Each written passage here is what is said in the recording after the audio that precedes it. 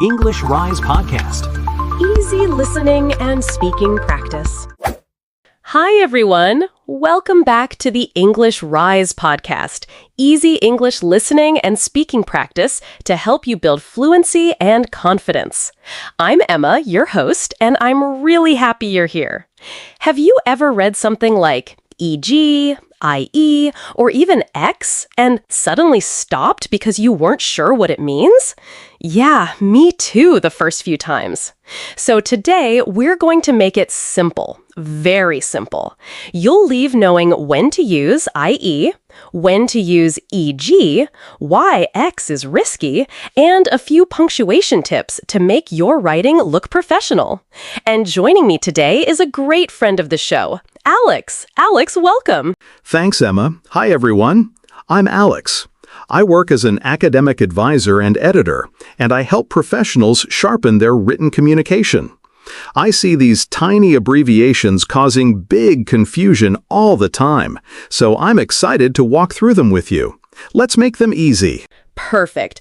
Quick roadmap for our listeners. We'll start by demystifying i.e., then move to e.g., talk about that common mistaken form, X, then cover punctuation rules, compare sentences that change meaning when you swap IE and EG, do an interactive practice round with you, Alex, and wrap up with advice on when to skip abbreviations and use the full phrase. Sound good? Sounds great. I like that order. And Emma, I love the tone. Clear, calm, and encouraging. That's important for learners. Okay, let's jump in. Demystifying IE. First, IE stands for the Latin id est, which means that is, or in other words. Think of the I as standing for in other words, or interpretation. You use IE when you want to restate or clarify what you just said, to be precise, not to give examples. For instance, we will meet at the main campus, i.e., in front of the library. Here, you're clarifying exactly which building you mean. Right. And another quick example. The project requires two components, i.e., data collection and analysis. Notice how i.e. introduces an explanation that specifies exactly what the two components are.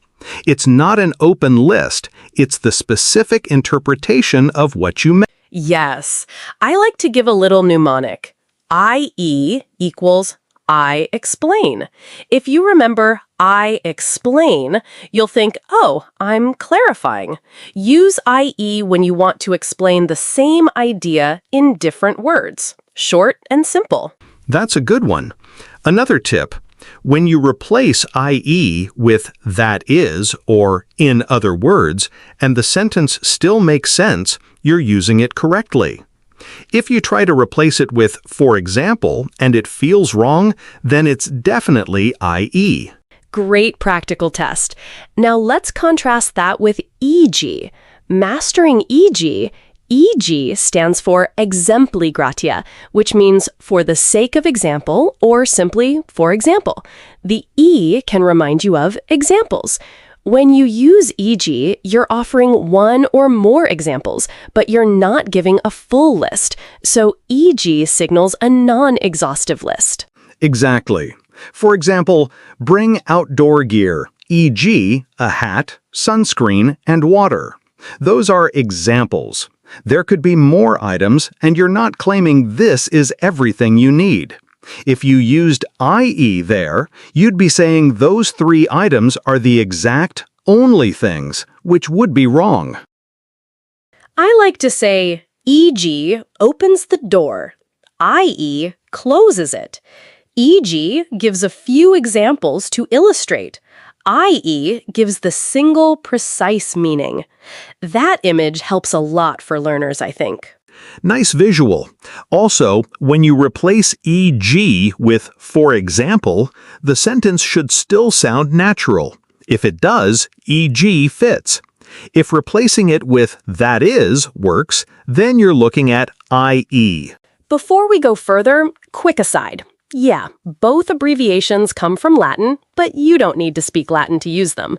Just remember the function, okay? The myth of X. Many people write X to mean example as a short form, but in formal writing, this is either ambiguous or incorrect. In short, don't use X in formal or academic writing. Use EG. Right. X is sometimes used informally and can be confused with example or even with words like exercise or example number. In style guides used in universities and in professional journals, you'll usually find EG recommended. So when in doubt, write EG. If you want to be crystal clear, write for example. A lot of learners ask, what about X without the period? Or X with no space? It's messy. So our rule of thumb, avoid X. It's not standard. Use EG. Clean and safe. Now, let's talk punctuation and style, because small punctuation mistakes can trip learners up. First, periods. In American English, it's common to use periods, e.g., i.e. Some style guides, like certain scientific journals, may prefer e.g. or i.e. without dots, but for learners and general professional writing, include the periods. Good point. Also, after EG and IE, many American writers put a comma, EG and IE. That's common and safe.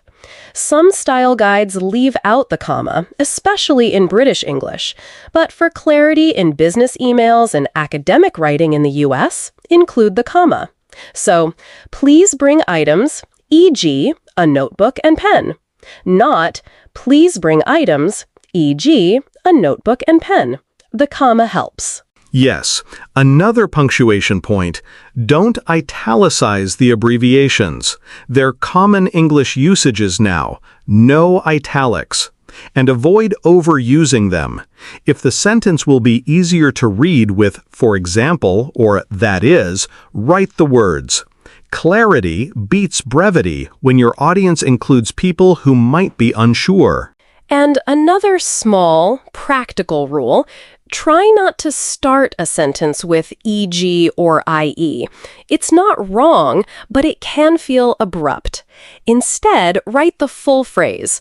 For example, many students, or that is, the study found. That improves flow, especially in professional writing. Good tip. Also, when you have a parenthetical phrase, use commas appropriately. The team, i.e. the marketing group, will present the results. Or several countries, e.g. Japan, Canada, and Brazil, participated. The punctuation should make the sentence easier to understand. All right. Now let's do a quick look at common pitfalls and false friends. This is where the confusion is most dangerous. Swap IE and EG and you can completely change the meaning.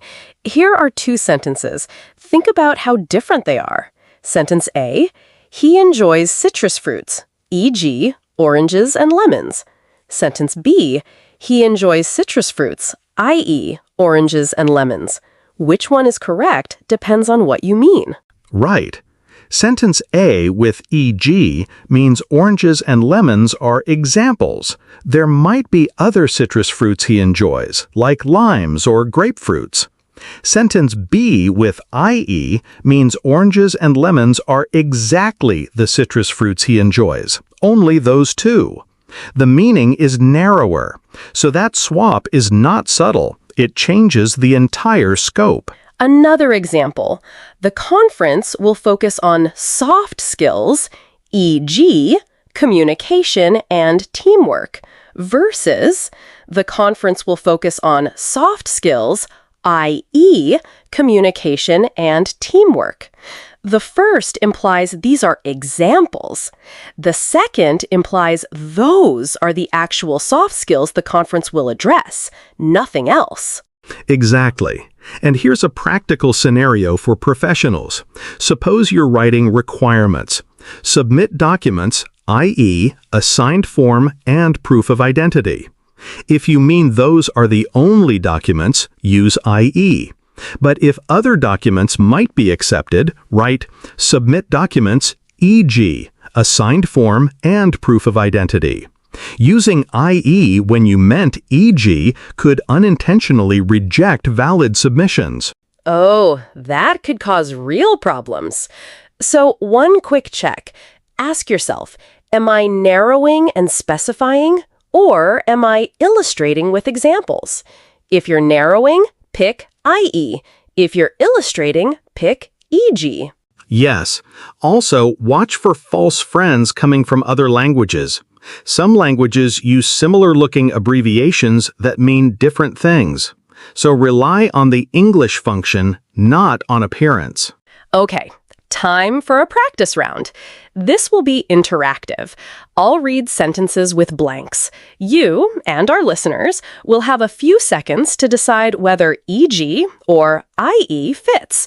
Then Alex and I will explain the correct answer. Ready? Ready. I love quizzes. Good. Here's number 1. The workshop covers advanced office software, e.g., spreadsheets and presentation design. Think EG or IE. If you guessed EG, you're right. Those are examples of advanced office software. There could be others like database tools or email clients. Number 2. Only 2 items are allowed in your carry-on luggage. A laptop and 1 small bag. Which fits? This one needs IE because you're specifying exactly the 2 items allowed. The sentence narrows the meaning. Number 3. Consult your physician for common cold remedies, i.e., rest, fluids, and over-the-counter pain relievers. Which abbreviation? That's EG, examples of common remedies, not an exhaustive list. Good. Number 4. We will review the quarterly metrics, revenue growth, and customer retention. If you meant those are the only metrics, use IE. But usually in business, that sentence is giving examples, so most authors would use EG. But context matters. If this meeting is strictly about those 2 metrics, IE is correct. Listeners, think about intent. Nice nuance. Number 5. Bring valid ID, e.g. or IE, a passport or driver's license. Which one? That should be EG, unless the policy truly accepts only those 2 forms. Again, often it's examples. Other IDs might work. Number 6. The dessert contains nuts, i.e., almonds and hazelnuts. Which? Use IE here if the dessert contains exactly those 2 nuts. But if the label wants to warn of possible nuts like walnuts and pecans, use EG. So watch out. Food labels usually say may contain and then list examples. So often EG is safer. Okay. Number 7. The certification requires specific documents, i.e., transcripts, a resume, and 2 letters of recommendation. This reads like examples, so EG. But if the program requires exactly those items and nothing else, IE would be better. Again, think example or clarification. Number 8. We need to hire someone with proficiency in scripting languages, e.g., Python and Ruby. Which? If you're listing examples of scripting languages, use EG. If you want to say those are the exact languages required, unusual but possible, you'd use IE. Number 9. The conference sessions are limited to 2 topics, i.e., ethics and AI governance. Which? If it's truly limited to those 2, use IE. If those are just examples of topics the conference will cover among others, use EG. And final one, number 10. You can use multiple sources to support your argument, e.g., academic papers, interviews, and datasets, which fits. That's e.g. Examples of sources. Perfect. Great job, everyone. These short exercises show how context and intent determine the correct choice. If you hesitated, totally normal. Practice is everything. Now let's expand on when to skip the abbreviations. Alex.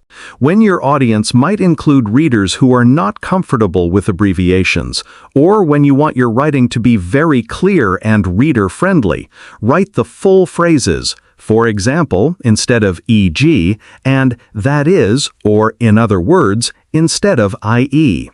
This is especially true in emails to clients, public-facing documents, or when writing for international audiences. Yes, in professional contexts, clarity beats being brief. For instance, in a client email. For example, our plan includes monthly reports and quarterly strategy sessions. That reads better than e.g. for many readers. Another situation. When you're teaching or writing for learners, avoid abbreviations at first. Spell it out, then later you can show them the abbreviation and explain.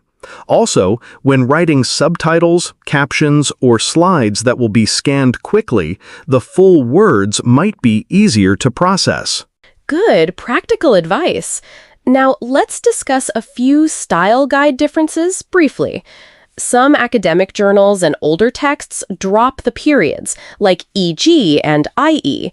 British English may be more likely to leave out the comma after the abbreviation.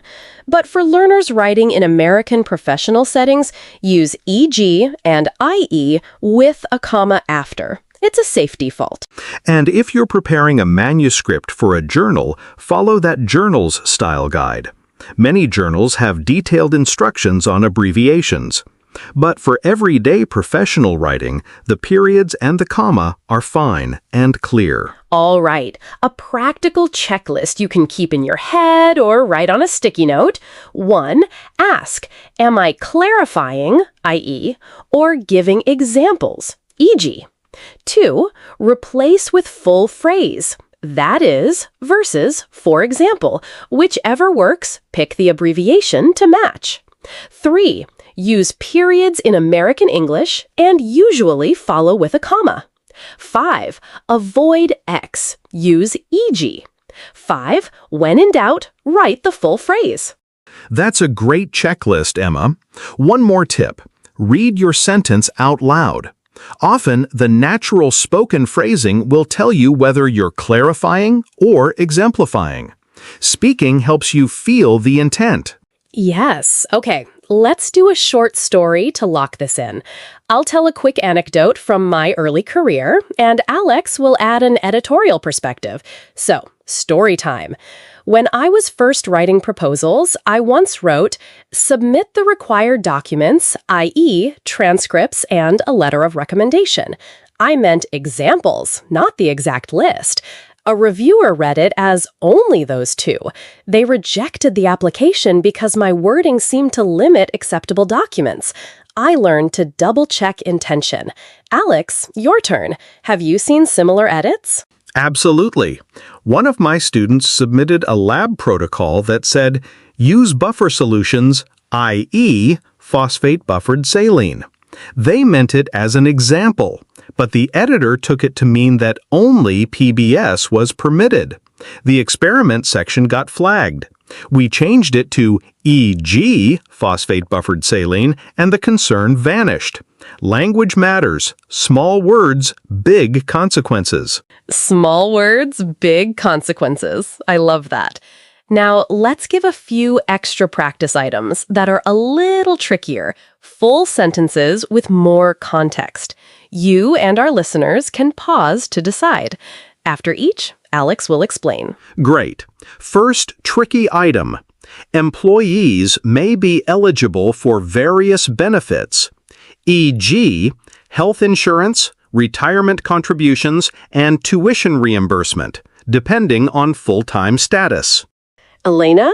Use e.g., because those are examples of benefits, and the sentence explicitly says benefits depend on status. If the company required exactly those benefits and nothing else, then IE would be the choice. But context says examples. Second tricky. The core team consists of 2 members.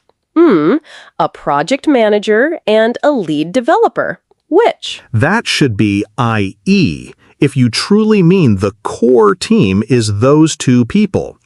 If they're examples of the core team, among others, EG would be right.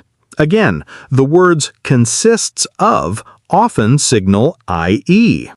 Third, we offer several training sessions, e.g., leadership, time management, and communication skills. Which? That's EG, examples of training sessions. Several signals multiple items, not an exact closed set. Fourth, the minimum documentation required, i.e., a completed form and photo ID, must be submitted by Friday.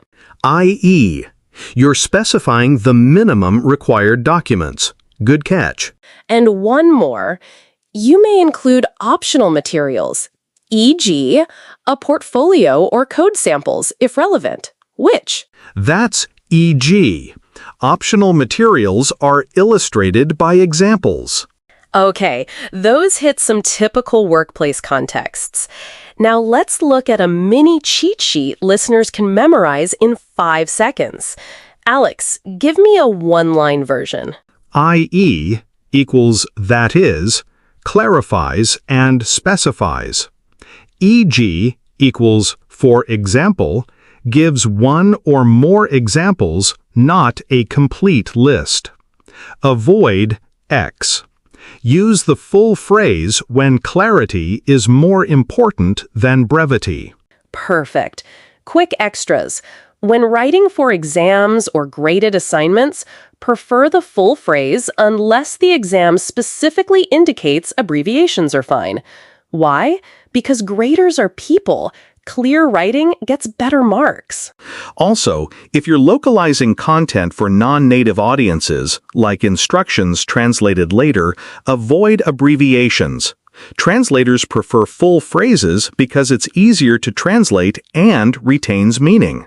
We've covered meaning, punctuation, pitfalls, practical tests, and when to avoid the abbreviations.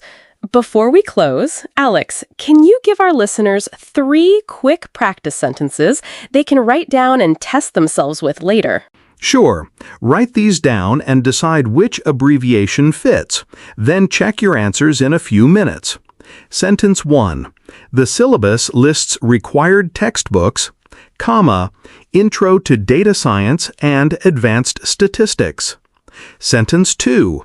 Only 2 forms are accepted, comma, Form A and Form B. Sentence 3. Public holidays, comma, New Year's Day and Independence Day will affect office hours. Pause and pick. Okay, answers now. Sentence 1. E.g. Those are examples of required textbooks, unless the course literally requires exactly those 2. Sentence 2. I.e. If the policy really accepts only those 2, I.e. is correct. Sentence 3. E.g. Examples of public holidays. Although some organizations might list exact holidays, most often this is examples to illustrate. Good work. One more meta tip. When editing your own writing, search for occurrences of IE and EG and double-check the intent. It's a small edit with a big payoff. Yes, and ask a colleague if you're unsure. A fresh pair of eyes can spot whether you meant, for example, or that is. Okay, we promised practical application, so here's a short exercise you can do after listening. Find an email or report you wrote in the past month and look for places where you used IE or EG or where you could use them. Try rewriting one sentence with the full phrase and one with the abbreviation. Notice how the tone changes. That's a great active learning step. Also, try this. Write 5 sentences where you intentionally switch IE and EG, and then explain why each switch changes the meaning. That will train you to feel the difference. Beautiful. All right, we've got 3 minutes left to wrap up. Alex, any final words of encouragement for listeners? Keep practicing. These tiny tools, IE and EG, are like keys that open precise meaning. At first, they feel tricky, but after a few deliberate practice sessions, they become second nature. And remember, clarity is the goal. Use the full phrase when clarity matters more than space. I'll add, don't be afraid to make mistakes. We all did. The important part is noticing the difference and taking small, consistent steps. Use our checklist, try the exercises, and ask a friend to review one sentence. Little actions build big improvement. And if you enjoyed this episode and want more practice, check out our show notes. We'll include a downloadable worksheet with quiz items and the cheat sheet. Practice offline. It helps. Yes, we'll include that. Thank you so much for listening today, and thank you, Alex, for your clear explanations. My pleasure, Emma. Thanks for having me. That's all for today on the English Rise podcast. Remember, learning English takes time, and that's okay. Every small step you take is helping you improve. If you enjoyed this episode, come back and keep practicing with us. We'll keep learning together. English Rise podcast. Easy listening, better speaking, rise higher. See you next time.